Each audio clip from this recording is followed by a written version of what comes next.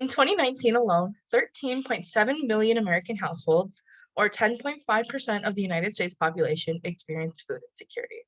Still with 2020. Food insecurity, which is the lack of sufficient or quality food, has continuously affected millions of American citizens.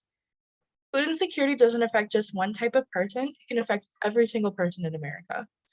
And I think that understanding what food insecurity is, who it affects, and how we can get rid of it in lower cases will motivate people to want to help.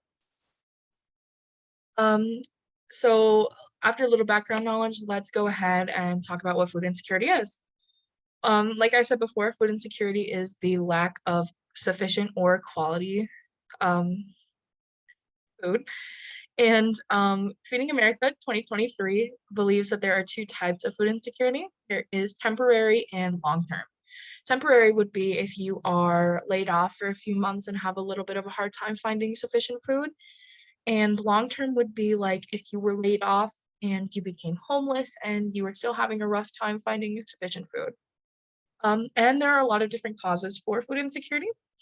Some of those being low income, lack of housing, racism, poverty, and in recent years, COVID. Linking to the cause of COVID, there are a lot of medical reasons people have a hard time getting sufficient food. And according to Miller 2022, children who relied on school lunch highlighted the link between diet related diseases like obesity and worse outcomes from COVID infection. So now that we know what food insecurity is, let's talk about who it affects. Food insecurity can affect a wide range of different people in America. It affects the different social classes, like the middle class, the lower class, and the homeless population. And it also can affect different races. According to the National Institute for Healthcare Management 2020, 8.1% of white Americans face food insecurity, 16.2% of Black Americans faced food insecurity, 21.2% of Hispanic Americans face food insecurity, and 10.2% of other Americans face food insecurity. So now that we know who face or who is affected by food insecurity, let's talk about how we can lower the cause. There are a lot of different ways to help with food insecurity. One of those is Feeding America. To help with Feeding America, you can donate money and they will use that money to push it towards food banks and to buy meals for people. If you aren't really keen on sending money to organizations, you can donate your own food to food banks. According to the National Institute for Healthcare Management 2020, 98% of food banks reported an increase in demand, and 59% of food banks reported having a reduced inventory. If you don't want to donate to food banks, you can also write to a local lawmaker. Um, when you write to your local lawmaker, you can say you want to protect SNAP.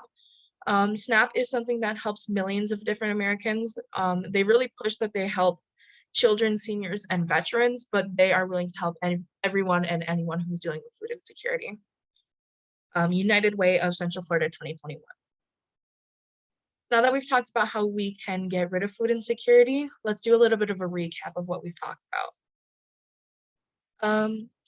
So food insecurity, like I said in the beginning, has affected 13.7 million households, and that was just in 2019. The lack of food and lack of sufficient food, it has just affected so many people over the years, and it's going to affect people in different social classes, in different races, different walks of life.